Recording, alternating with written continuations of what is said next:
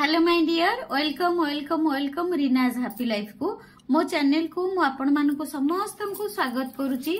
मो चैनल रे मु लॉ ऑफ अट्रैक्शन सिखाए और ए लॉ ऑफ अट्रैक्शन केमिति आमे करी बा प्रैक्टिस करी आकर्षण नियम को बुझी आमे केमिति आम जीवन रे सुख शांति सफलता सब किछि आकर्षण करि परिबा, आम पिला मानकु भल पाठ पढ़ाई परिबा, आमे निजे सुस्थ रही परिबा, आमे आम स्वप्नर चाकरी को आमे आकर्षण करि परिबा, आमे बहुत किछि आम जीवन रे परिवर्तन करि परिबा।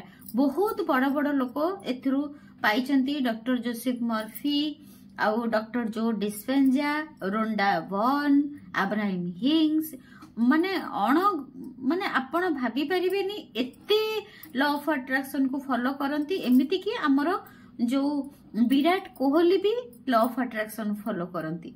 बहुत आमर हीरो हिरोइन अछंती, सेमाने भी ए बही को पाठ पढ़ंती, सबकॉन्शियस माइंड बही पढ़ंती और लॉ ऑफ अट्रैक्शन को फॉलो करंती।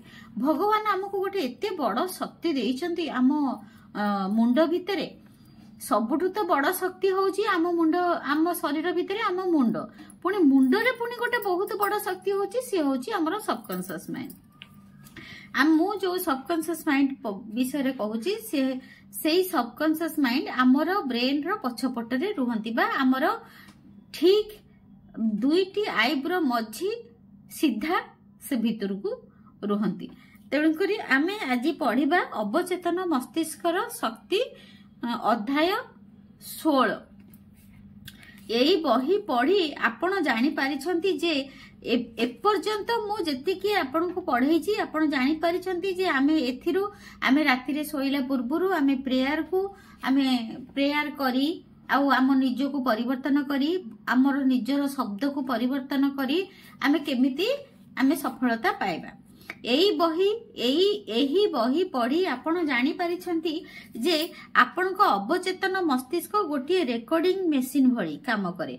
आपण विश्वासर सह ता उपरे जहा चिन्हित करंती ताकू से पुणी थरे वास्तव रूप देई थाए।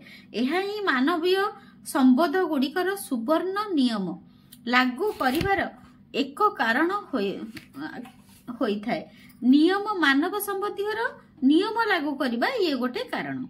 नियम अनुଯାयी अन्य मानक सह सुसंगत संपर्क सृष्टि करिबा एवं बजाय रखिबा जरूरी।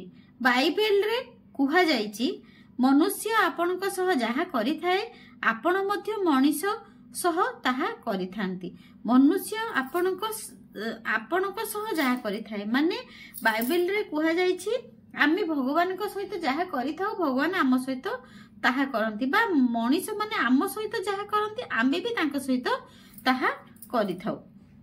एही शिक्षार उभय बाह्य एवं आभ्यंतरीण अर्थ रहिछि। आभ्यंतरीण अर्थ कहिले आपणक चेतन एवं अवचेतन मस्तिष्क मध्यरे संपर्क को बुझाय। सरल अर्थ रे एहाको निम्न प्रकारे बुझाई पारिबे। एहाको सरल रूप रे जोसेफ मर्फी बुझेइचंती जे आपण मन देकी सुनंतु। आपणक विषय रे लोक माने जेपरी भाबिबा उचित बोली आपण चाहुचंती आपण मध्य लोक मानक विषय रे सेही परी भाबंतु। आपणक विषय रे लोक माने जेपरी अनुभव करिबा बोली आपण चाहुचंती आपण मध्य लोक मानक विषय रे सेही परी अनुभव करंतु।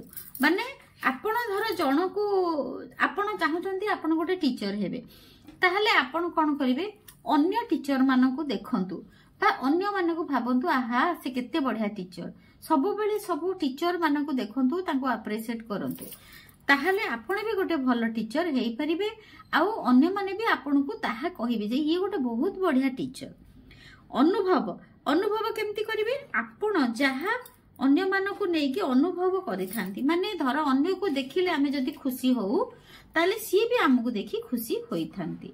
आपण लोक मानक ठारू जेपरि व्यवहार आशा करूछंती आपण मध्ये लोक मानक सह सेही भली व्यवहार करंतु। आमे जदी काहा पाखरु भल व्यवहार चाहूचु ताहले आमे भी तांको भल व्यवहार दबा प्रथम कर्तव्य।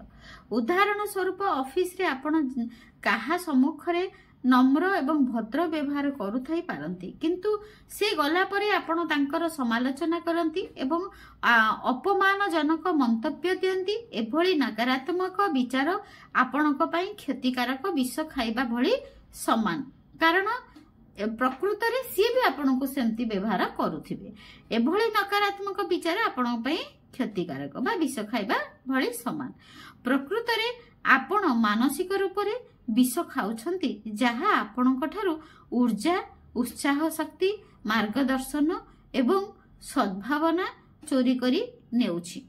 एसबु नकारात्मक विचार आपणक अवचेतन गभीरता रे प्रवेश करिबा द्वारा आपणक जीवन रे अनेक प्रकार दुख एवं समस्या सृष्टि करंती। माने आम सहित जहा दुख कष्ट आसे ताहा आमे ही आकर्षण करिथाउ।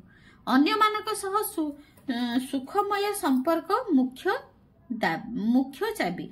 अन्य मानक सह सुखमय संपर्क माने आमे कौन करिबा ना अन्य मानक सह भल संपर्क रखिबा, ताहले सी होछि हमर सुखर चाबिकाठी। निजर राय दियंतु नाही, जहा द्वारा आपणक ऊपर कोनोसी राय सृष्टि हेबो नाही, कारण आपण जेउ निर्णय नेबे सेही आधार रे राय सृष्टि हेबो। अन्य मानकु आपण जेउ मापरे तौलिबे आपणकु डौलिबा पई पुणी सेही माप व्यवहार हेबो। बाइबल एही उद्धृतांश को ध्यान पूर्वक पढ़िबारे एवं एहा भीतर माने आमी जहा भीतरु आम मन भीतरु जहा प्रति जहा भावना रखिथिबा सी भी आम प्रति ताहा ही भावना रखिथिबे। उद्धृतांशरु ध्यान पूर्वक पढ़िबारे एवं एहा भितरे निहित आंतरिक सत्यतार उपयोगरे ही सामंजस्यपूर्ण संबोधरे मुख्य चाबी रहिछि। काहा उपरे निजर राय देबार अर्थ हेउछि चिंता करिबा, कोनोसी मानसिक निर्णय किंबा मनरे कोनोसी निष्कर्ष उपरे पहुंचिबा, कोनोसी व्यक्तिंक विषय किछि विचार आपणक निजर विचार अटे, कारण सबु किछि आपण चिंता करूछंती, आपणक विचार रचनात्मक अटे। एथिपाई वास्तव रे आपण अन्य मानक विषय जहा चिंता करूछंती एवं अनुभव करूछंती निज अनुभव रे ताहा सृष्टि करूछंती। एहा मध्य सत्य अटे जे जेउ परामर्श आपण अन्य मानकु देउछंती ताहा आपण निजको मध्य देउछंती, कारण आपणक मस्तिष्क रचनात्मक माध्यम अटे। आपण जदि अन्य को कोन गोटे कथा कहिले ताहले आपण जानिबे ताहा ही आपणक पाखरु फेरस्त होइकी आसीबो। तेनु कुहा जाय आपण जेउ मापदंड रे अन्य मानकर मूल्यांकन करूछंती सेही मापदंड रे आपणकर मूल्यांकन करा जिवो। एही नियम करिबा द्वारा एवं आपणक अवचेतन मस्तिष्क किपरि काम करूछि बुझिबा द्वारा आपण अन्य मानक विषय चिंता करिबा, अनुभव करिबा एवं व्यवहार प्रदर्शन करिबा प्रति जत्नवान हेबे, कारण एहा करी आपण निज पई सठिक व्यवहार, अनुभव एवं चिंताधारा सृष्टि करूछंती। आपण जदि अन्य को कोनोसी कारण पई चिंता करंती, अन्य मानक विषय भलो किंबा खराब जदि किछि चिंता करंती ताहाले सी भी आपण पई सेही चिंता करिवे, कारण आपणक चिंता ही आपणक पाखकु प्रत्येक थर रिटर्न हेकी आसे। आपणक अवचेतन मस्तिष्क बंधुत्वपूर्ण स्वभावर नुहे, से अपरिवर्तनीय, से कौनसी व्यक्ति की प्रति पक्षपात करे नाही कि कौनसी धार्मिक भावना को सम्मान दिए नाही, सेही परी से सहानुभूतिशील नुहे कि निष्ठुर नुहे, से केवल आपण जहा अन्य मानक पई चिंता करंती, अनुभव करंती एवं कार्य करंती से सब शेषरे आपण को ही फेराई दिए। दैनंदिन खबर व्यक्ति को असुस्थ करि दिए। निजको भल भावरे निरीक्षण करिबा आरंभ करंतु, लोकमानंक सह परिस्थिति एवं परिवेश प्रति आपणक प्रतिक्रिया निरीक्षण करंतु, परे अध्ययन करिबा पई सेगुडिको गोटिए नोटबुक रे रेकॉर्ड करंतु। दिन सारा घटुथिबा घटना एवं खबर गुडिक प्रति आपण किपरि प्रतिक्रिया देई थांती, जदि अन्य सबु लोक भूल थिले एवं आपण जने ठीक थिले सेथिरे किछि फरक पड़िबो नाही। जदि खबर आपण को विचलित करूछि तेबे एहा आपणकर भूल पक्ष अटे, कारण आपणकर नकारात्मक भावना आपणक ठारू शांति एवं सुसंगीत छड़े नेउछि। जने महिला मते निज स्वामी विषय रे चिठी लेखि साहाय्य मागिथिले। खबर कागज रे कोनोसी संभवकार लेखिथिबा ସ୍ତମ୍ଭକାର ଲେଖିଥିବା ଖବର କାଗଜରେ କୌଣସି ସ୍ତମ୍ଭକାର ଲେଖିଥିବା ଖବର ପଢିଲେ ତାଙ୍କ ସ୍ୱାମୀ ବହୁତ ରାଗି ଯାଆନ୍ତି। ଏଭଳି ସବୁବେଳେ ରାଗିବା ସ୍ୱାମୀଙ୍କର ଉଚ୍ଚ ରକ୍ତଚାପ ପାଇଁ କ୍ଷତିକାରକ ବୋଲି ମହିଳା ଜଣକ ଲେଖିଥିଲେ। ରାଗିବାକୁ ନିୟନ୍ତ୍ରଣ କରିବା ପାଇଁ ଯେକୌଣସି ଉପାୟରେ ତାଙ୍କୁ ଶାନ୍ତ କରିବାକୁ ପଡିବ ବୋଲି ଡାକ୍ତର ପରାମର୍ଶ ଦେଇଥିଲେ। ମୋତେ ଭେଟିବା ପାଇଁ ମୁଁ ସେହି ବ୍ୟକ୍ତିଙ୍କୁ ଆମନ୍ତ୍ରଣ କଲି। ତାଙ୍କ ମସ୍ତିଷ୍କ କିପରି କାମ କରୁଛି ମୁଁ ତାଙ୍କୁ ବୁଝାଇଲି। ସେ ବୁଝିଲେ ଯେ ଖବର କାଗଜରେ ବାହାରିଥିବା ଖବରକୁ ନେଇ ରାଗିବା ଭାବନାତ୍ମକ ସୃଷ୍ଟିରୁ କେତେକ ଅପରିପକ୍ୱ, କିନ୍ତୁ ସେ ଜାଣି ନଥିଲେ ଯେ ରାଗିବା ଦ୍ୱାରା ସେ ନିଜ ମନ ଏବଂ ଶରୀରର କେତେ କ୍ଷତି କରୁଛନ୍ତି। ସେ ବୁଝିବା ଆରମ୍ଭ କଲେ ଯେ ରାଜନୈତିକ, ଧାର୍ମିକ କିମ୍ବା ଅନ୍ୟ ଯେକୌଣସି ଦୃଷ୍ଟିକୋଣରୁ ସେ ସ୍ତମ୍ଭକାରକ ସହ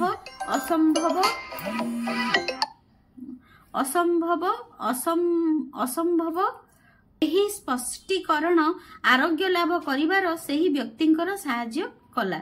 ସେ ବୁଝିପାରିଲେ ଯେ ସ୍ୱଳ୍ପ ଅଭ୍ୟାସ ଦ୍ୱାରା ସେ ସକାଳର ବିଶୃଙ୍ଖଳାକୁ ନିୟନ୍ତ୍ରଣ କରିପାରିବେ।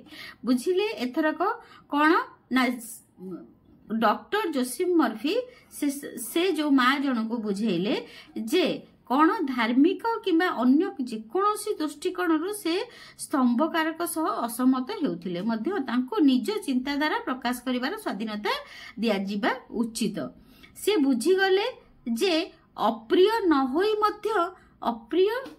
ହୋଇ ମଧ୍ୟ ସେ ଅସହମତ ହୋଇପାରିବେ। ସେ ଏହି ସତ୍ୟ ସହ ମଧ୍ୟ ପରିଚିତ ହୋଇପାରିବେ। ସେ ଅନ୍ୟ ଜଣେ ବ୍ୟକ୍ତି ଯାହା କରୁଛନ୍ତି କି କହୁଛନ୍ତି ତାହା ନୁହେଁ, ବରଂ ଅନ୍ୟ ଜଣଙ୍କର ଉକ୍ତି ଉପରେ ନିଜର ପ୍ରତିକ୍ରିୟା କଣ ରହୁଛି ତାହା ଗୁରୁତ୍ୱପୂର୍ଣ୍ଣ ହେବା ଉଚିତ। ଏଥର ଜଣା ପଡିଲା କଣ ନା ଯଦି ଆମ ଆଗରେ କିଏ ଜଣେ ରାଗୁଛନ୍ତି ତାହେଲେ ଆମେ ନିଜେ ସେଟାକୁ ଏତେ ଧ୍ୟାନ ଦେବା ନାହିଁ କି ତାଙ୍କ ରାଗକୁ ଏତେ ମନ ଦେଇକି ଦେଖିବାନି କି ଶୁଣିବାନି। ଆମେ ଯଦି ତାର ପ୍ରତିକ୍ରିୟା କରିବା ନା ସିଏ ରାଗୁନାହାନ୍ତି ବା ରାଗ ବୋଲି ଶବ୍ଦକୁ ଆମେ ଉଚ୍ଚାରଣ କରିବା ନାହିଁ, ଆମେ କହିବା ନା ସିଏ ଶାନ୍ତର ସହ ପେପର ପଢୁଛନ୍ତି, ସିଏ ବହୁତ ଶାନ୍ତ ପ୍ରବୃତ୍ତିର ଲୋକ ଅଟନ୍ତି। ଏମିତି ଯଦି ଆମେ ନିଜେ ସବୁବେଳେ ମନରେ ଭାବନା ଆଣିବା, ମନରେ କହିବା, ତାହେଲେ ଆମ ଘର ଲୋକଙ୍କୁ ବି ଆମେ ବଦଳାଇ ପାରିବା। ଏଥିରୁ ଜାଣିଲେ ଯେ ମହିଳା ଜଣକ କିପରି ତାଙ୍କ ସ୍ୱାମୀକୁ ନିଜର ଅବଚେତନ ମସ୍ତିଷ୍କକୁ ବଦଳାଇକି ତାଙ୍କ ସ୍ୱାମୀକୁ ସେ ପରିବର୍ତ୍ତନ କରିପାରିଲେ। ତାଙ୍କ ଧ୍ୟାନ ଆକର୍ଷଣ କରି ଉସ୍କାଇବା କିମ୍ବା ବିରକ୍ତ କରିବାର ଶକ୍ତି ଆଉ ଲେଖନୀରେ ନାହିଁ। ତାମାନେ ତାପରେ ତାଙ୍କ ଧ୍ୟାନ ଧୀରେ ଧୀରେ କଣ ହେଲା ନା ଧୀରେ ଧୀରେ ତାଙ୍କର ସେଇ ଯୋଉ ରାଗ ଆସୁଥିବା ନ୍ୟୁଜ ପେପରକୁ ଆଉ ପଢିଲେ ନାହିଁ।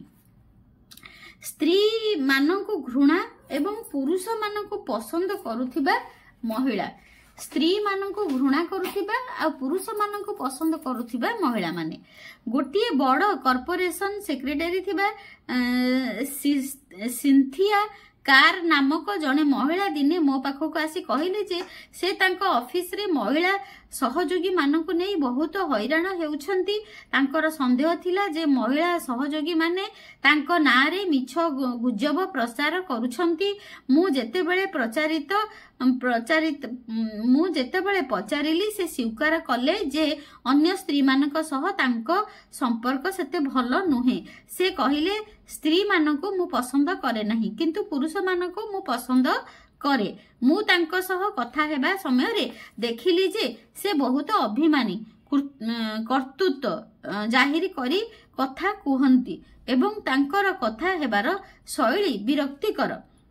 ନିଜକୁ ଗୁରୁତ୍ୱ ଦେଇ ସେ ଯେଭଳି ଭାବରେ କଥା ହୁଅନ୍ତି ଅନ୍ୟମାନଙ୍କ ଉପରେ ତାହା ନକାରାତ୍ମକ ପ୍ରଭାବ ପକାଇବା ସ୍ୱାଭାବିକ। ତାଙ୍କ କହିବା ଥିଲା ଯେ ଅଫିସରେ ଅନ୍ୟ ମହିଳାମାନେ ତାଙ୍କୁ ହଇରାଣ କରି ତାର ଆନନ୍ଦ ଉଠାଉଛନ୍ତି।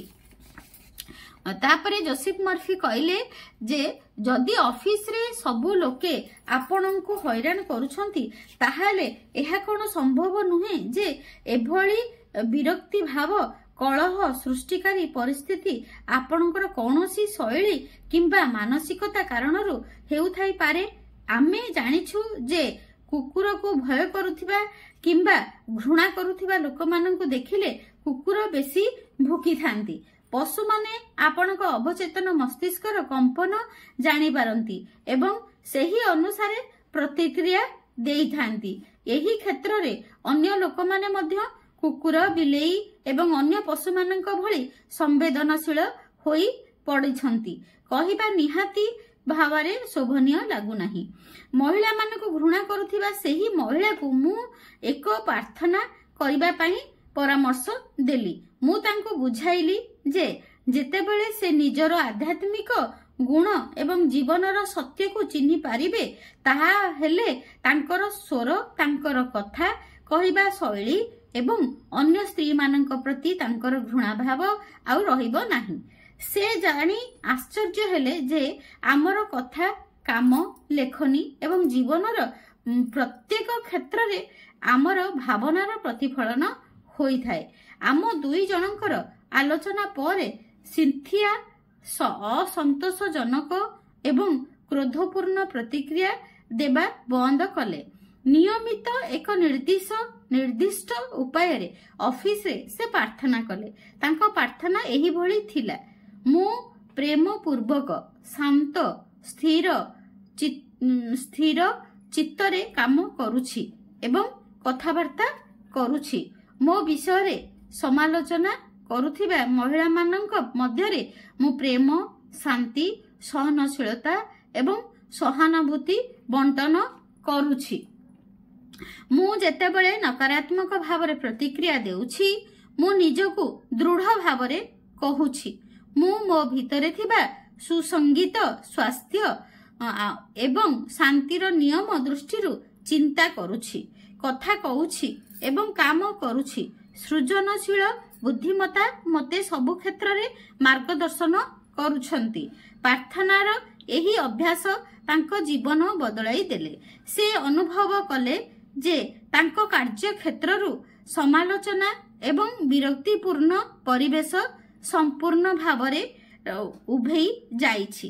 ତାଙ୍କ ମହିଳା ସହକର୍ମୀମାନେ ତାଙ୍କର ସହଯୋଗୀ ପାଲଟି ଯାଇଛନ୍ତି।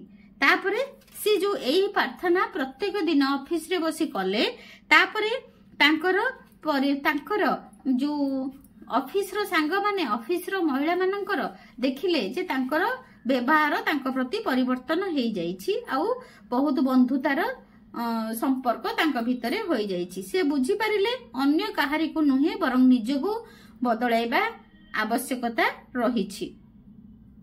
ସେଲ୍ସ ରିପ୍ରେଜେଣ୍ଟେଟିଭଙ୍କର ପଦୋନ୍ନତି ଅଟକାଇ ଦେଲା ତାଙ୍କ ଅନ୍ତରର ସ୍ୱର। ସେଲ୍ସ ରିପ୍ରେଜେଣ୍ଟେଟିଭଙ୍କର ପଦୋନ୍ନତି, ଜଣଙ୍କର ପ୍ରମୋସନ ହବାର ଥିଲା କିନ୍ତୁ ତାଙ୍କ ଅନ୍ତରର ସ୍ୱର ତାକୁ ଅଟକାଇ ଦେଲା। ଦିନେ ଜିମ୍ ଏସ୍ ନାମକ ଜଣେ ସେଲ୍ସ ରିପ୍ରେଜେଣ୍ଟେଟିଭ ମୋତେ ଦେଖା କରିବାକୁ ଆସିଲେ। ତାଙ୍କ କମ୍ପାନୀରେ ସେଲ୍ସ ମ୍ୟାନେଜରଙ୍କର ସହ କାମ କରିବା ବେଳେ ତାଙ୍କୁ ବହୁତ କଷ୍ଟର ସମ୍ମୁଖୀନ ହେବାକୁ ପଡୁଛି।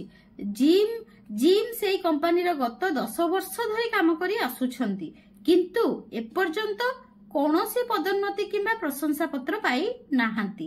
ସେ ତାଙ୍କ ସେଲ୍ସର ପରିସଂଖ୍ୟାନ ଦେଖାଇଲେ, ସେଗୁଡ଼ିକ ସେହି ଅଞ୍ଚଳର ଅନ୍ୟ ସେଲ୍ସ ରିପ୍ରେଜେଣ୍ଟେଟିଭଙ୍କ ତୁଳନାରେ ବହୁତ ଭଲ ଥିଲା। ଜିମ୍ସଙ୍କ କହିବା କଥା ଥିଲା ଯେ ସେଲ୍ସ ମ୍ୟାନେଜର ତାଙ୍କୁ ପସନ୍ଦ କରନ୍ତି ନାହିଁ, ତାଙ୍କ ସହ ନ୍ୟାୟପୂର୍ଣ୍ଣ ବ୍ୟବହାର ହେଉନାହିଁ।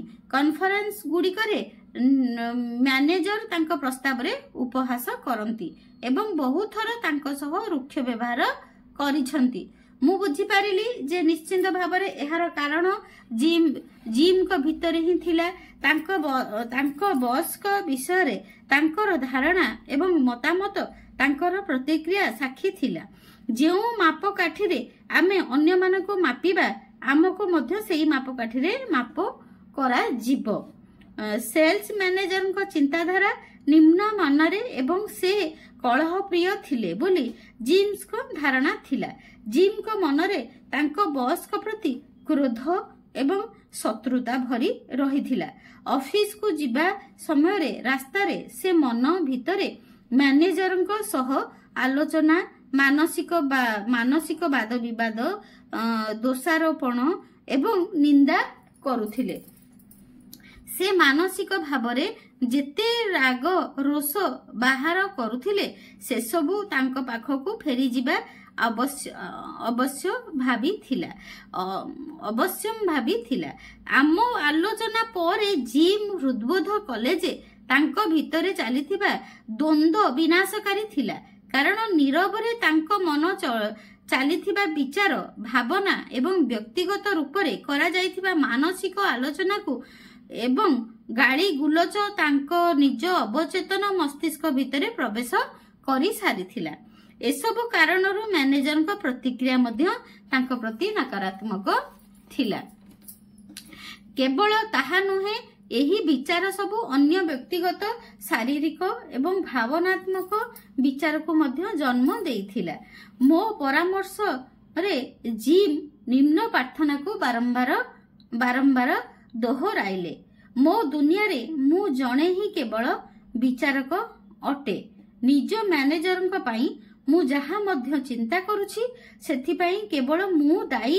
ମୁଁ ଯେଉଁଭଳି ଭାବରେ ତାଙ୍କ ବିଷୟରେ ଚିନ୍ତା କରୁଛି ମ୍ୟାନେଜରଙ୍କର ଏଥିରେ କୌଣସି ଭୂମିକା ନାହିଁ। ମୁଁ କୌଣସି ବ୍ୟକ୍ତି, ଜିନିଷ, ସ୍ଥାନକୁ ମୋତେ ଚିଡ଼େଇବାର ଶକ୍ତି ଦେବି ନାହିଁ। ମୁଁ ମୋର ବସ୍ଙ୍କ ଉତ୍ତମ ସ୍ୱାସ୍ଥ୍ୟ, ସଫଳତା, ମାନସିକ ଶାନ୍ତି ଏବଂ ପ୍ରସନ୍ନତାର କାମନା କରୁଛି।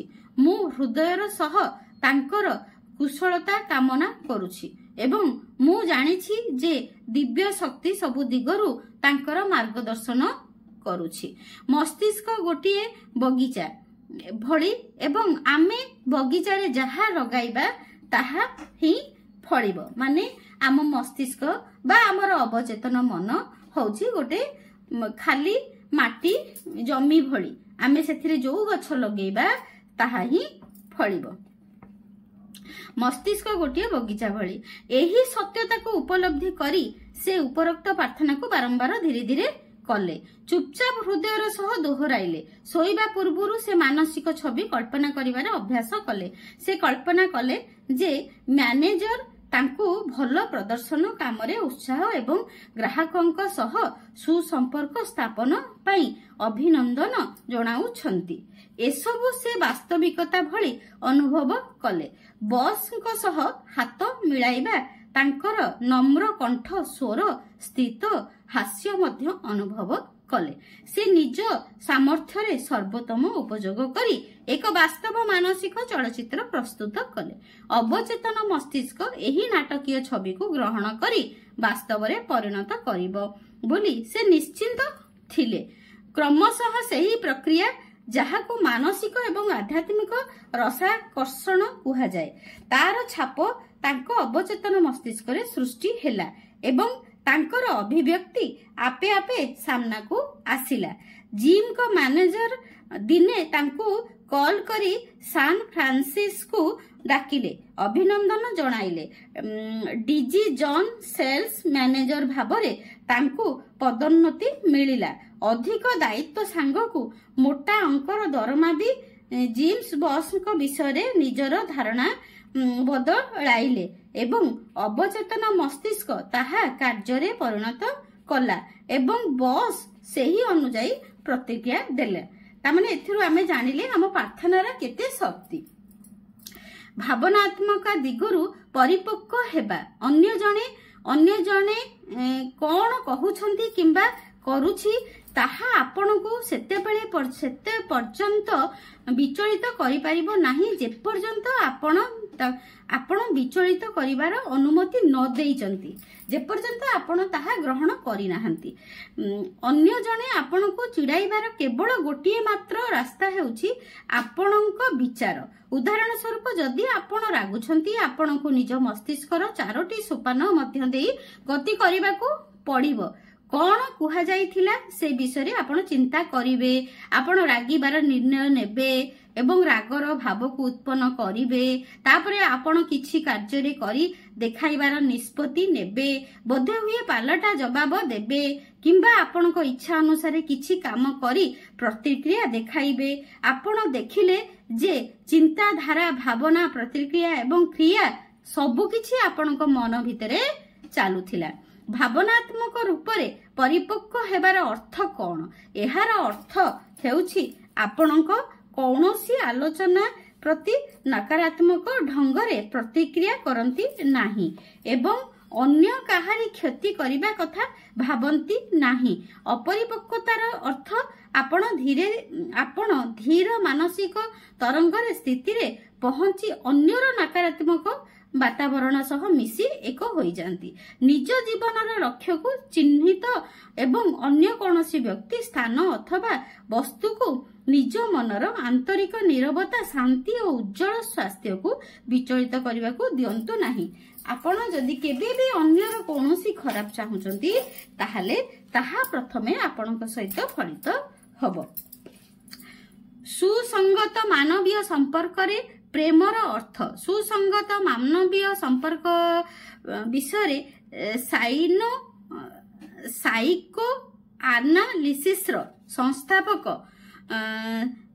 सिगमंड फ्रायड कहिछंती जे व्यक्ति मनरे प्रेम नथिले से असुस्थ होई पड़े एवं मरी जाए प्रेमर अर्थ अन्य मानक भितरे थिबा बुद्धिमत्ता सद्भावना एवं दिव्यता पई आदर और सम्मान निज भितरु जेते अधिक प्रेम एवं सद्भावना आपण बाहर करिवे एवं बांटी चलिवे ताहा सेते अधिक आपणक पाखकु फेरी आसीबो जदि आपण अन्य साथीक अहं भाव को दोस्त विचार करी चलिवे एवं तांको स्वाभिमान को आघात पहुंचाइबे तेबे आपण केबे मध्य तांकर सद्भावना पाई पारिबे नाही जानि रखंतु जे प्रत्येक व्यक्ति प्रेम एवं प्रशंसा पाइबा पाई चाहंती एवं से चाहंती जे दुनिया रे तांकर गुरुत्व रहू बुझी रखंतु जे अन्य जनक जानी थांती जे तांकर स्थिति कौन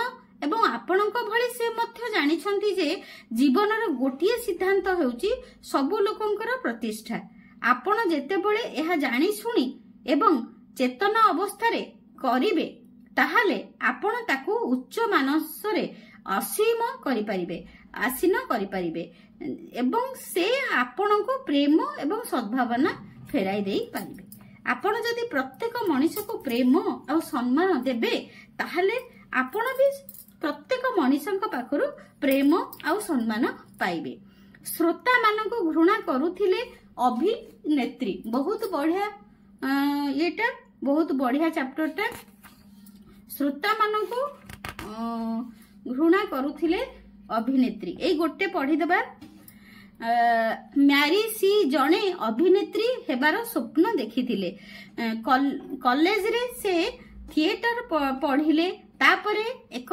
सुनामधन्य आंचलिक थिएटर कंपनी रे तांको अभिनय करिवार ऑफर मिलिला तेबे से अंचल म्यारींक पई संपूर्ण भावरे नुआ थिला प्रथम थर पई से सेठारे जेउ दिन अभिनय पई स्टेज को गले श्रोता माने चिल्लेइले हो हल्ला कले राग एवं दुखरे म्यारी कहिले सेठाकार लोक माने निर्बोध मूर्ख एवं पछुआ से सेमानंको घृणा करबा को लागिले सेठारे तांकर समय भलरे बीतिला नाही म्यारी कंपनी छाड़ी देले निज जन्मस्थान को फेरी आसिले एवं जणे वेट्रेस भावरे सेठारे काम कले दिने जणे बंधु म्यारी को न्यूयॉर्क सहर रे टाउन हॉल रे अनुष्ठित हेउथिबा निज सह किपरि खाप खुआई चलिबे शीर्षक अभिभाषण रे जोग देबा पई डाकिले एही अभिभाषण तांको जीवन बदलाई देला से बुझी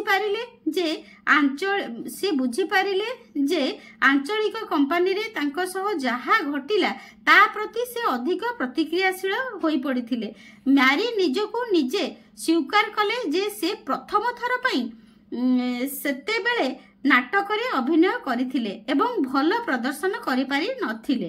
ଭୁଲ ଲୋକମାନଙ୍କର ନଥିଲା, ବରଂ ସେ ସେମାନଙ୍କର ପ୍ରତିକ୍ରିୟାକୁ ଯେପରି ଗ୍ରହଣ କଲେ ତାହା ଭୁଲ ଥିଲା। ତାପରେ ନକାରାତ୍ମକ ଶକ୍ତି ରୂପରେ ମ୍ୟାରୀ ନିଜ ପ୍ରତିକ୍ରିୟାକୁ ଲୋକମାନଙ୍କ ଆଡ଼କୁ ଠେଲି ଦେଇଥିଲେ।